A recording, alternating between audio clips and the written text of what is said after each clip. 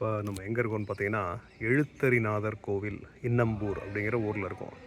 இந்த இன்னம்பூர் அப்படிங்கிறது இப்போ இன்னம்பர் அப்படின்னு தேவார பாடல் பெற்ற தேவார காலத்தில் இன்னம்பர் அப்படின்னு இருந்திருக்கு பேர். சம்பந்தரப்பர்லாம் பாடியிருக்காங்க. இப்போ இன்னம்பூர் அப்படின்றது இந்த இன்னம்பூருங்கிறது கும்பகோணத்துலேருந்து ஜஸ்ட் ஒரு 3 கிலோமீட்டர் அவ்வளோதான் இருக்கும். சுவாமிமலை ரோட்டில் வந்தீங்கன்னா, அந்த சுவாமிமலை ரோட்டில் நீங்கள் கும்பகோணத்துலேருந்து வரும்போதே அதுக்கு முன்னாடியே வந்து திம்மக்குடிங்கிற ஊருக்கிட்ட ரைட்டில் திரும்பும். அதில் வந்தீங்கன்னா ஒரு 2.5 கிலோமீட்டரில் இன்னம்பூர், அடுத்து திருப்புரம்பியம், இந்த பாடல் பெற்ற ஸ்தலங்கள்லாம் வரும். இது ரொம்ப புராதனமான ஒரு ஸ்தலம். இங்கே வந்தீங்கன்னா எழுத்தரிநாதர் அப்படின்னு சுவாமிக்கு பேர். எழுத்தரிநாதர் அப்படின்னா வாய்ப்பேச்சல் குறைபாடு, படிப்பு சரியாக வராதது, இதெல்லாம் தீர்த்து வைக்கக்கூடிய ஒரு சுவாமி. அதனால் இந்த கோயிலுக்குன்னு ஒரு கூட்டம் இருக்குது, அவங்களும் வராங்க.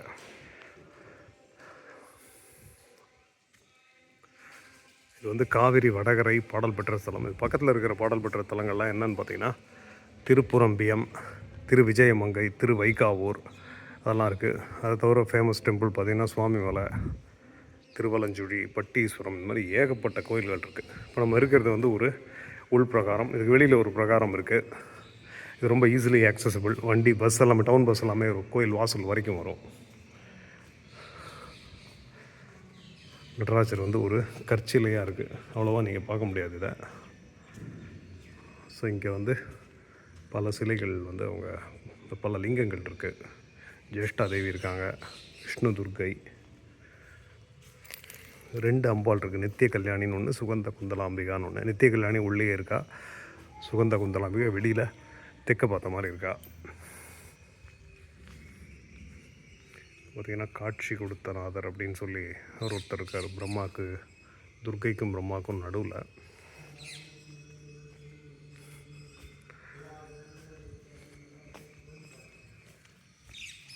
இப்போ அந்த குழந்தைங்களுக்கு படிப்பு வரல அந்த மாதிரி டைம்லாம் அந்த நாக்கில் தடவுற ஒரு வழக்கம் இருக்குங்க.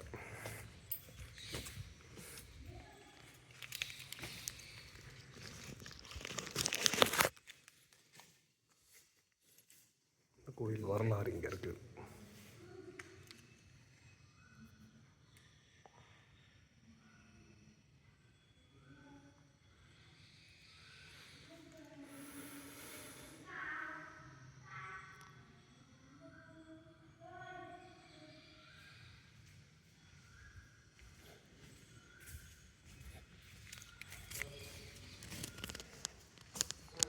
பார்த்திங்கன்னா அகஸ்தியருக்கு தமிழ் இலக்கணம் உபதேசித்ததால் சுவாமிக்கு பேர் அக்ஷயபுரீஸ்வரர் அல்லது எழுத்தரிநாதர் அப்படின்ற பேர் இருக்குன்னு போட்டிருக்கு.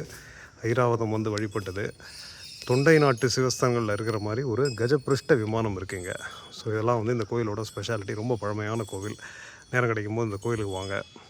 நான் உங்களை இன்னொரு வீடியோவில் பார்க்குறேன்.